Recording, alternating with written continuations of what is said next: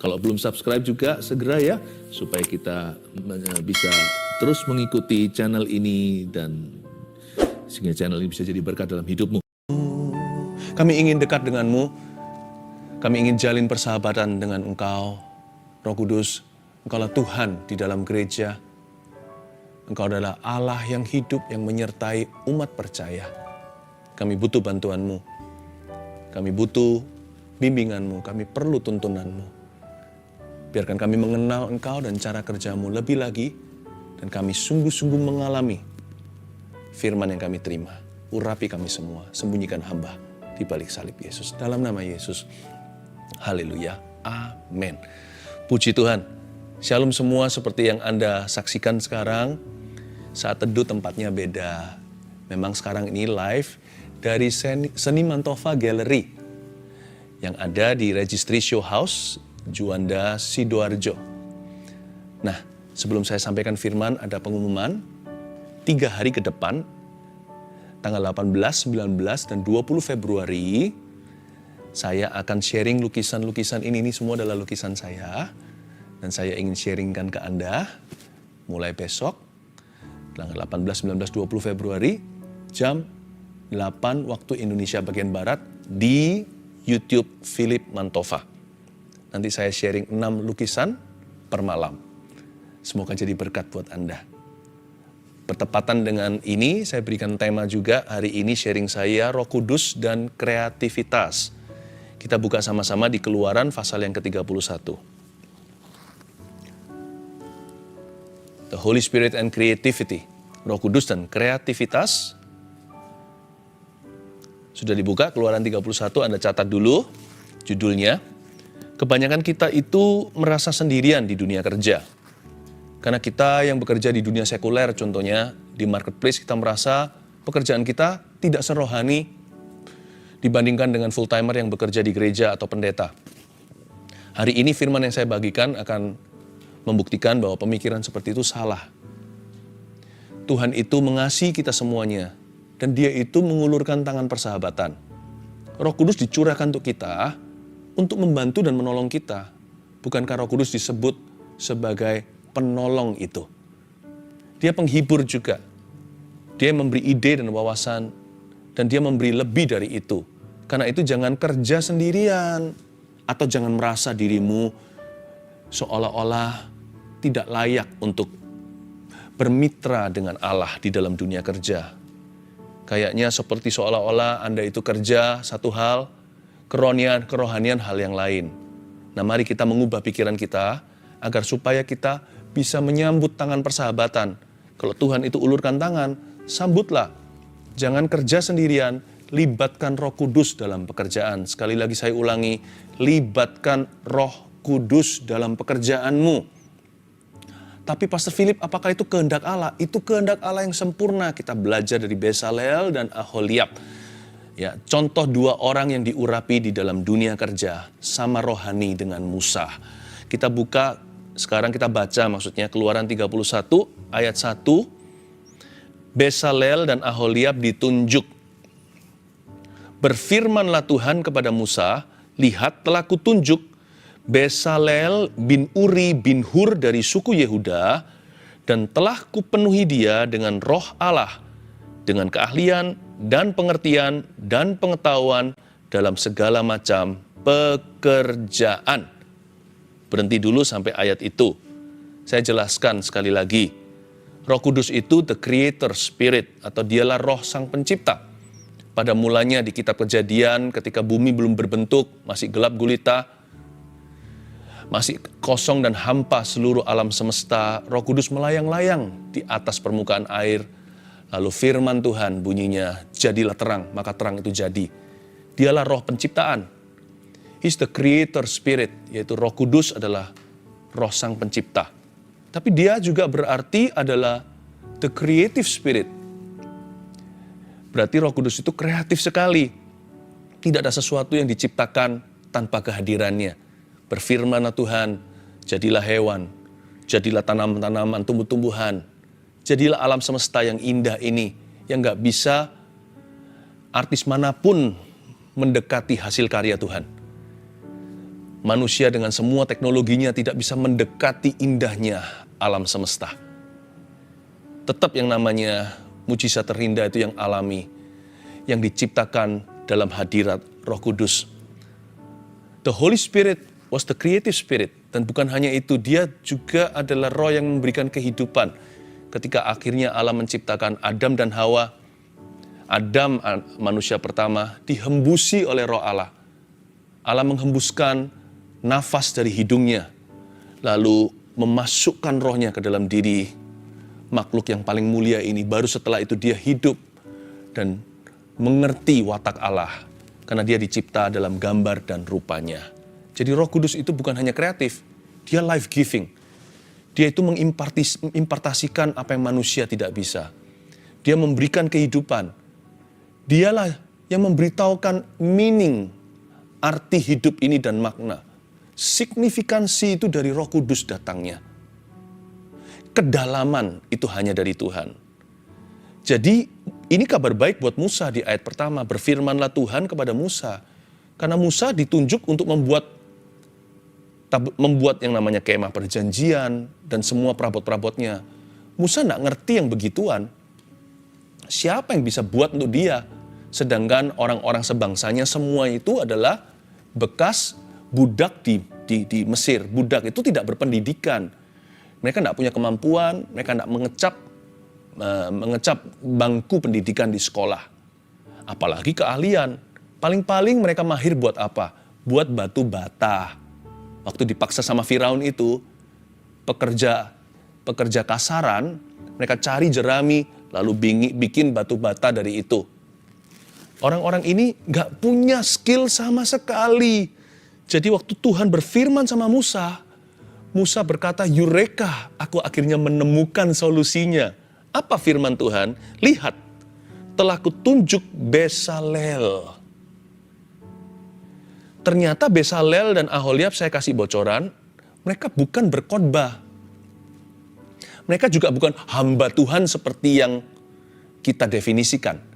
Mereka ini orang-orang yang punya skill dalam pekerjaan-pekerjaan tertentu. Mereka itu punya keahlian dalam kebutuhan-kebutuhan yang spesifik, khususnya dengan ukir-ukiran. Mereka ini ahli dalam prakarya. Ternyata mereka ditunjuk langsung loh sama jari jemari Allah. Seperti Tuhan menunjuk Musa. Berarti pekerjaan Anda dan saya, apapun pekerjaan itu asal halal, asal baik dan benar di mata Allah, berarti pekerjaanmu adalah penunjukan Allah atas hidupmu. Oh, jadi ini penugasan ya? Iya. Pebisnis, ibu rumah tangga, mahasiswa, sekretaris, arsitek, kontraktor. Dalam bidang apapun juga, bidang pendidikan, bidang seni, agrikultur, whatever it is.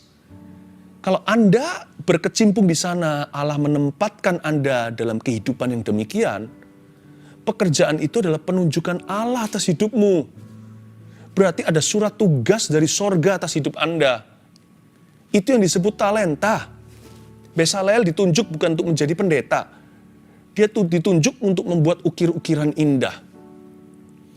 Karena itu, kita tahu hari ini bahwa pekerjaan kita itu spiritual. Pekerjaan Anda di marketplace dan di dunia sekuler itu sama rohaninya dengan pekerjaan seorang pendeta. Karena bagi Tuhan, Tuhan tidak melihat apa profesinya. Tuhan melihat bagaimana mereka mengelola talenta mereka. Jangan jadi orang lain. Jadilah seperti yang Tuhan garis bawahkan dalam hidupmu. Lalu setelah itu bangunlah hidupmu dalam takut akan Allah. Dan libatkan Roh Kudus dalam pekerjaan Anda. Supaya sukses kita itu dari Tuhan. Karena hanya Roh Kudus yang bisa memberi kita kedalaman. Supaya kita nggak bekerja asal-asalan. Nggak ada orang yang gandengan sama Roh Kudus itu asal-asalan atau setengah-setengah kerjanya. Atau malas-malasan. Roh Kudus itu roh rajin. Dia bukan roh kemalasan. Nggak ada orang yang dipenuhi Roh Kudus. Lalu setelah itu pekerjaannya nggak keruan. Malah justru siapa dipenuhi Roh Kudus sekalipun dia nelayan. Dia menjadi ahli dan cakap dalam pekerjaannya, bahkan berdiri di hadapan raja-raja seperti rasul-rasul, seperti murid-murid Yesus yang tidak berpendidikan itu dari Galilea. Roh Kudus itu the excellent spirit, the creative spirit. Roh yang excellent, roh yang kreatif. Ya. Roh Kudus itu roh pencipta. Kalau kita mendekat sama dia, kita nggak jadi tumpul. Kita jadi multidimensi atau multitasking, multitalenta. Nggak ada orang kenal Roh Kudus, lalu habis itu jadi berkurang kemampuannya, malah ditambah-tambahkan. Karena itu Roh Kudus sedang mengulurkan tangan persahabatan lewat sharing yang saya berikan lewat saat teduh ini. Mau nggak Anda menyambutnya? Pegang tangannya. Tapi jangan merasa minder, jangan merasa nggak layak. Kita hanya boleh merasa nggak layak karena dosa. Tapi jangan pernah kita merasa nggak layak karena pekerjaan kita ini bukan di gereja. Oh, berbanggalah. Anda adalah ahli warisnya. Kalau seorang hamba Tuhan di gereja itu punya hak 100% dibantu dan ditolong oleh Roh Kudus, Anda juga punya 100% hak yang sama untuk dibantu dan ditolong oleh Tuhan. Lihat telah kutunjuk Besalel bin Uri bin Hur. Berarti Besalel juga perlu bergantung sama Roh Kudus di marketplace. Bukan hanya seorang penginjil doang. Bukan hanya seorang rasul dan nabi yang harus bergantung dengan Roh Allah. Besalel dan Aholiab di dunia kerja mereka seolah-olah bekerja dengan tangannya, membuat dari kayu dan logam. Mereka juga harus bergantung dengan Roh Kudus. Ide mereka juga datang dari Tuhan. Tuhanlah sumber inspirasi mereka. Berarti bukan hanya pekerjaan mereka spiritual atau serohani pekerjaan seorang hamba Tuhan. Pekerjaan mereka juga punya tuntutan yang sama untuk bergantung sama Roh Kudus. Sama seperti seorang penginjil harus bergantung sama Roh Tuhan agar dia bisa sukses menjangkau jiwa-jiwa. Tuhan punya misi dalam hidupmu. Salah satu misi itu adalah agar Anda memuliakan Allah dalam pekerjaan Anda. Bergantunglah dengan Roh Tuhan. Lihatlah telah kutunjuk Besalel ayat 2 bin Uri bin Hur dari suku Yehuda. Besalel ini siapa? Besalel ini ternyata adalah grandson atau cucunya Hur yang mengangkat tangan Musa. Aduh, dunia ini kecil ya. Ternyata related gitu. Engkong dia, kakeknya, membantu misi Musa. Cucunya diberkahi Tuhan dengan multitalenta. Kok bisa ya? Carilah dahulu kerajaan sorga. Segala sesuatu ditambahkan. Dan Tuhan kalau tambahkan itu nggak cukup satu generasi, itu turun-temurun berkat anak cucu. Kalau Tuhan berkati kita, nggak tentu Tuhan kasih materi. Tuhan kasih kita ide yang brilian, kita bisa menjadi satu-satunya di dunia. Kita bisa jadi sesuatu yang langka. Kalau Tuhan mau memberkati keluarga kita, Tuhan berikan talenta. Nggak selalu bicara tentang harta. Tuhan juga bisa buat anak-anak kita jenius nanti. Cucu-cucu kita akan keluar pengusaha-pengusaha yang diurapi oleh Kristus. Bahkan akan keluar pendeta-pendeta jikalau Tuhan izinkan hamba-hamba Tuhan yang dipakai secara luar biasa. Percayalah, Allah kita itu ingin menambahkan dalam kehidupanmu. Kalau Tuhan mau mengurangi sesuatu, dia mau kurangi kebiasaan burukmu. Dia mau ambil dosamu. Tapi sesuatu yang baik dan benar, Tuhan tidak akan ambil itu daripada Anda. Malah ditambahkan, iya. Allah kita baru mulai bekerja. Be excited this year. Mari kita bergairah. Tahun ini Tuhan akan bekerja lebih lagi dari sebelum-sebelumnya. Nah, kita lihat sekarang ayat yang ketiga. Dan telah kupenuhi dia dengan Roh Allah. Kata kupenuhi dia dengan Roh Allah, ini adalah satu insiden kepenuhan Roh Kudus di Perjanjian Lama.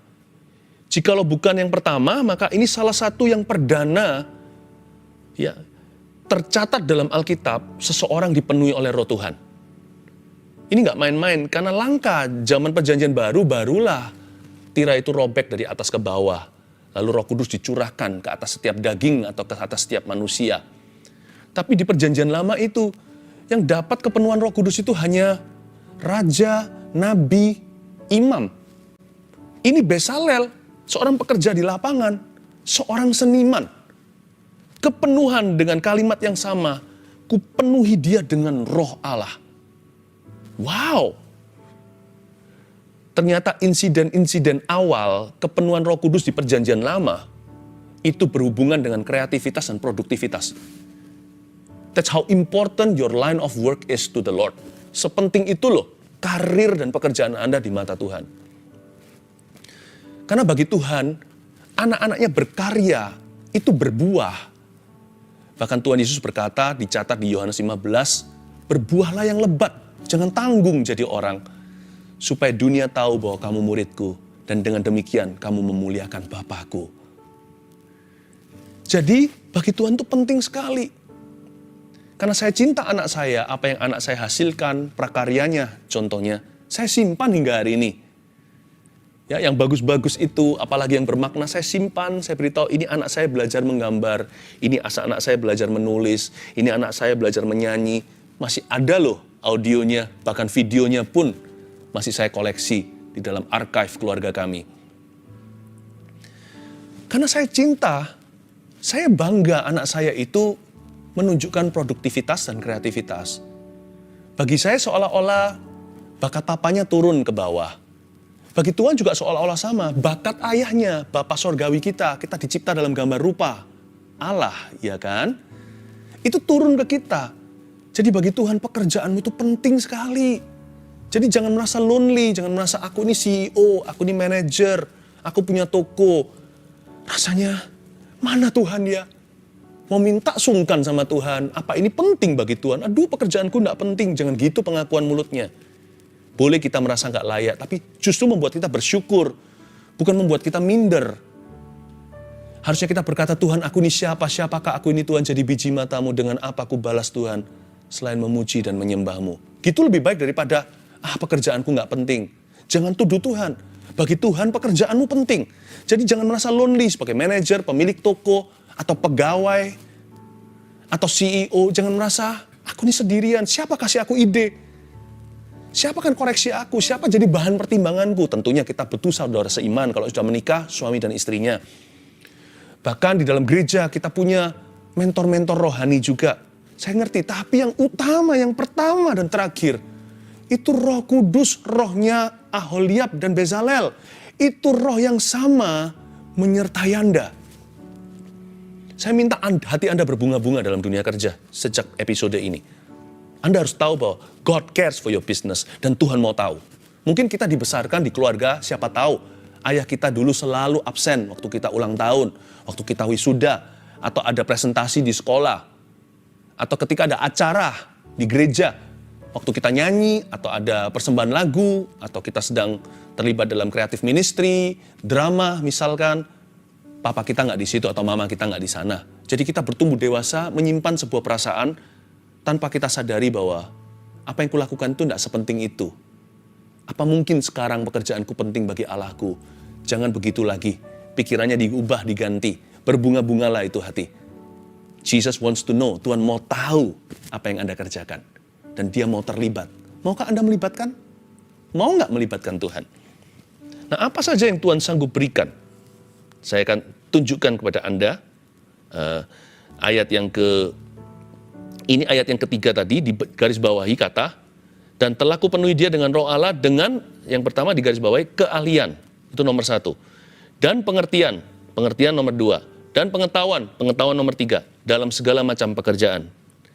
Garis bawahi dulu, nanti saya jelaskan. Saya ulang lagi ayat 3, dan telah kupenuhi dia dengan roh Allah, kata firman Tuhan kepada Musa, dengan keahlian dan pengertian dan pengetahuan dalam segala macam pekerjaan. Untuk membuat berbagai rancangan supaya dikerjakan dari emas, perak, dan tembaga. Untuk mengasah batu permata supaya ditata. Ini pekerjaan Bezalel dan Aholiab. Lihat, dipenuhi Roh Kudus untuk mengasah batu permata. Untuk mengerjakan emas, perak, dan tembaga, karena Musa nggak bisa. Untuk mengukir kayu, dan untuk bekerja dalam segala macam pekerjaan. So God cares untuk semua pekerjaan ini, Tuhan peduli. Juga aku telah menetapkan di sampingnya Aholiab bin Ahisamak dari suku Dan. Dalam hati setiap orang ahli telah kuberikan keahlian. Haruslah mereka membuat segala apa yang telah kuperintahkan kepadamu. Kalau Anda perhatikan di ayat 4 dikatakan, Tuhan memenuhi Bezalel dengan Roh Kudus untuk membuat berbagai rancangan. Katakan berbagai rancangan. Ternyata blueprint atau ide itu datangnya dari Tuhan. Anda boleh klaim itu. Firman Tuhan juga berkata gini dalam surat Paulus, Tuhanlah yang mengerjakan baik perbuatan maupun kemauan. Jadi kemauan dan kemampuan itu Tuhan yang berikan di hati setiap kita sesuai dengan kerelaan hati Tuhan. Sesuai dengan kerelaan hatinya. Jadi kalau Anda tiba-tiba ada ide sesuatu, tentu harus diuji dulu. Tetapi bisa juga Tuhan memberi kepada Anda ide yang baru atau keinginan, kerinduan atau beban. Blueprint itu dari Tuhan. Makanya itu saya biasakan sebelum saya melakukan sesuatu itu, saya cari wajah Tuhan dulu. Saya dengar-dengaran. Karena Tuhan itu bisa memberikan kepada saya sebuah blueprint dari sorga. Tuhan bisa membisikkan sebuah rencana seperti yang Tuhan lakukan di hati Besalel dan Aholiab. Dia memenuhi hati mereka dengan Roh Kudus untuk membuat berbagai rancangan, many plans. Lalu di ayat 6, Tuhan juga menetapkan di sampingnya Aholiab dari suku Dan. Mitra itu juga datangnya dari Tuhan. Belajarlah bekerja sama, learn to work together with other excellent people. Belajar untuk kerjasama dengan orang lain yang excellent. Sebab Tuhan itu memberikan talenta kepada banyak orang, bukan pada Anda seorang. Kita nggak lengkap tanpa orang lain. Itulah sebabnya kalau Tuhan mau memberkati hidup kita, Dia asah karakter kita supaya kita bisa bekerja sama dengan orang lain. Itulah sebabnya orang angkuh ditinggalkan. Sekalipun dia berbakat sejagat langit, cepat lambat dia akan turun juga. Dia akan kembali kepada nil atau nihil kalau dia tidak bisa bekerja sama dengan orang lain yang juga punya talenta. Tuhan menetapkan Aholiab di samping Besalel karena mitra atau kemitraan, partnership itu datangnya dari Allah. Tapi Tuhan kali ini memilih suku Dan. Suku Dan bukan suku Yehuda. Besalel, cucunya Hur itu dari suku Yehuda, suku yang bergengsi benar. Itu suku yang superior. Bukan hanya besar, orangnya pintar-pintar. Suku Dan itu the lesser tribe.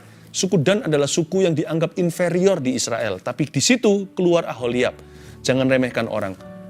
Dan kita juga harus berbesar hati. Kalau kita bukan dari keluarga yang berpengaruh. Kalau Tuhan berkenan kepadamu, Tuhan akan memberimu talenta, sehingga dari keluarga yang tidak berpengaruh sekalipun akan keluar orang yang punya bakat luar biasa. Anehnya papa mama gak bisa nyanyi, anaknya nyanyi super merdu, menang ini menang itu. Allah sanggup melakukan itu, membuat yang ada dari yang tidak ada. Suku Dan itu gak ada kebanggaan. Kalau Anda telusuri dia punya silsilah, apa sih kelebihan? Gak ada. Itu suku yang dianggap pupuk bawang. Tapi keluar dari situ Aholiab yang setara dengan Besalel yang dipenuhi sama Roh Tuhan. Jangan pernah remehkan orang. Jangan pernah kita menganggap secara sinis kita merendahkan orang lain. Karena Anda akan terkejut. Presiden-presiden berikutnya keluar dari keluarga biasa. Dan kalau Anda dan saya adalah keluarga biasa itu, berbesar hatilah.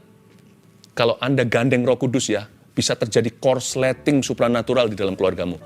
Yang gak ada jadi ada, gak pernah ada dari ujung-ujungnya di atas sana sejak Adam dan Hawa. Kok bisa muncul anak jenius satu itu? Jangan pernah kecil hati dulu. Tuhan belum selesai dengan dirimu.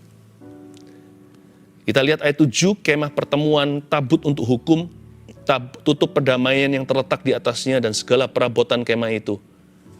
Yakni meja dengan perkakasnya, kandil dari emas murni dengan segala perkakasnya, mesbah pembakaran ukupan, mesbah korban bakaran dengan segala perkakasnya, bejana pembasuhan dengan alasnya, pakaian jabatan, baik pakaian kudus kepunyaan Imam Harun, maupun pakaian anak-anaknya untuk memegang jabatan imam, minyak urapan dan ukupan dari wangi-wangian untuk tempat kudus.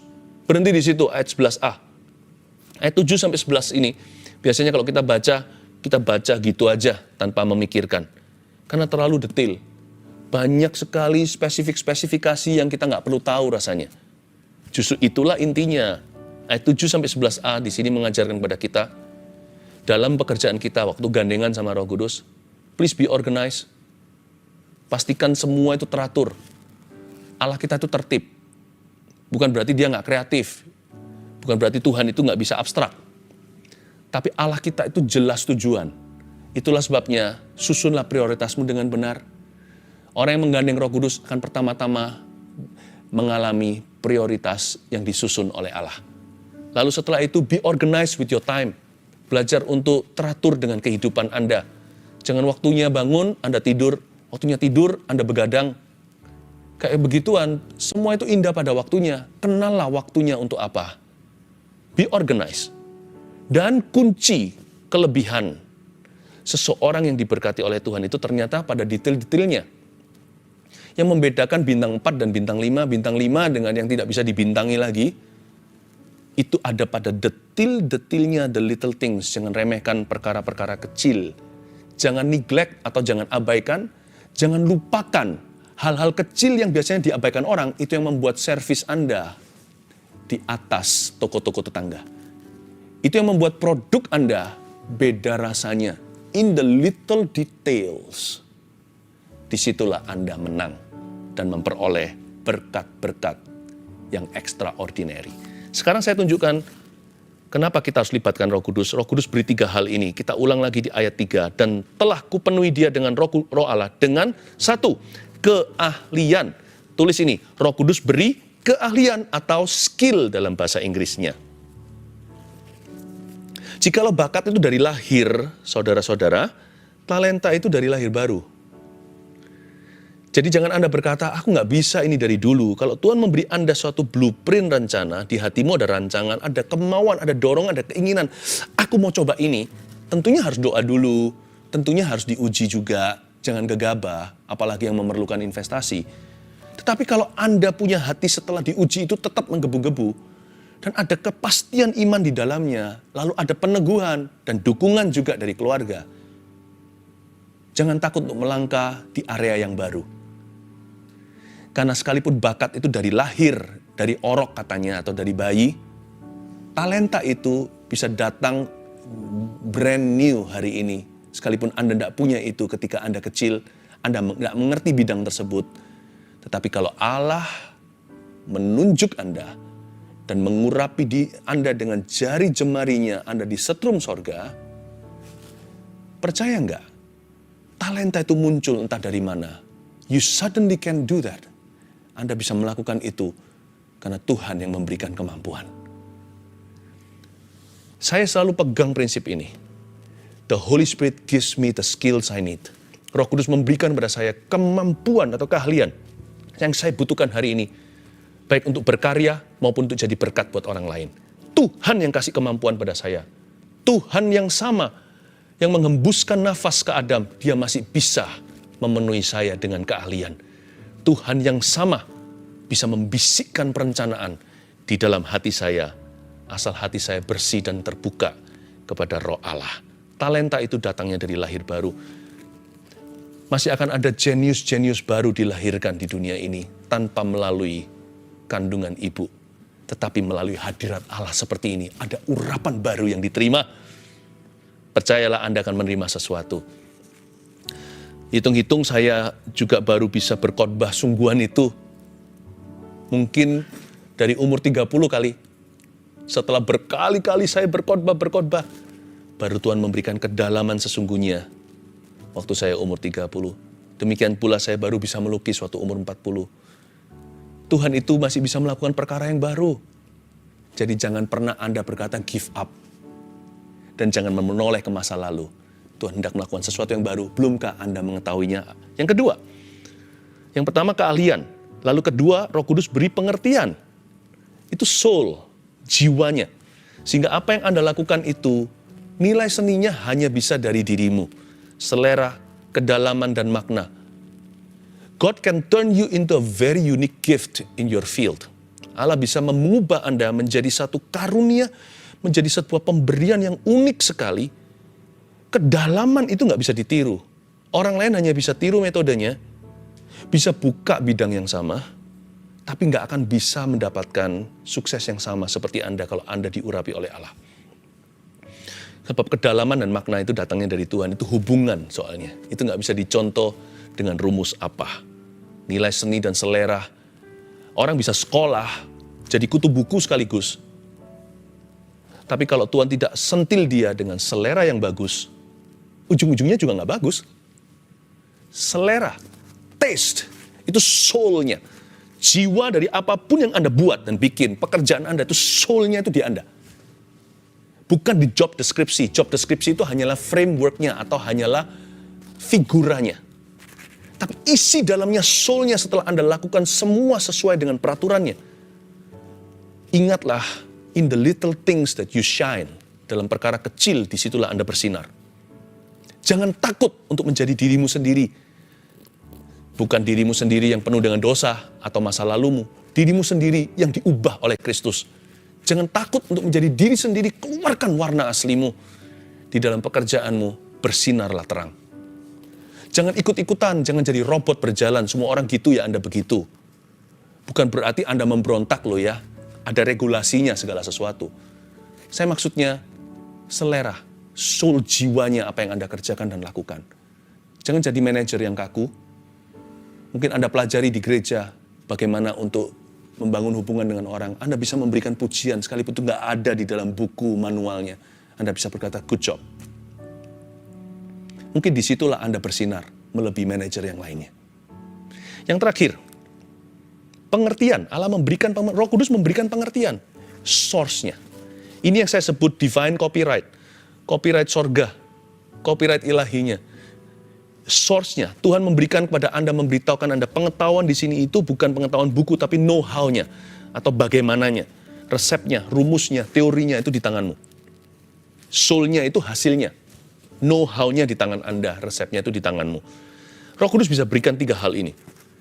Dan dia masih sama sanggup seperti waktu dia urapi an ex-slave atau seorang mantan budak. Nggak tahu apa-apa, cuma bisa bikin batu bata. Tiba-tiba ukirannya indah.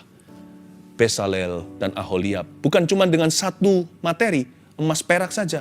Permata bisa, kayu bisa, everything bisa. 7:11 kalau Anda baca ayat-ayat itu. Anda mengerti, mereka serba bisa. Roh Kudus berikan keahlian, 1, yaitu skillnya. Roh Kudus beri pengertian, soul-nya. 3, Roh Kudus berikan source atau pengetahuannya. May God bless you. Mari kita buka hati untuk Roh Kudus. Kita terima urapan baru untuk pekerjaan kita. Ku buka hati untuk Roh-Mu Tuhan. Ku buka hati menyembah-Mu Yesus. Jamahlah kami, penuhi kami dengan kuasa Allah Maha Tinggi. Ku buka hati, mari kita membuka hati selebar-lebarnya. Ku buka hati untuk Roh-Mu Tuhan. Ku buka hati menyembah-Mu Yesus. Jamahlah kami, penuhi kami dengan kuasa Allah Maha Tinggi. Mari kita terima doa berkat penggembalaan sambil mengangkat kedua tangan kita tinggi-tinggi. Terimalah berkat dari Allah Bapa, Allah Putra, dan Allah Roh Kudus, Allah pencipta kita, the creative God, blesses your life. Dan Tuhan mengasihimu, dan keberhasilan yang datang dari Tuhan akan menyertai hidupmu. Dalam nama Yesus. Amin. Call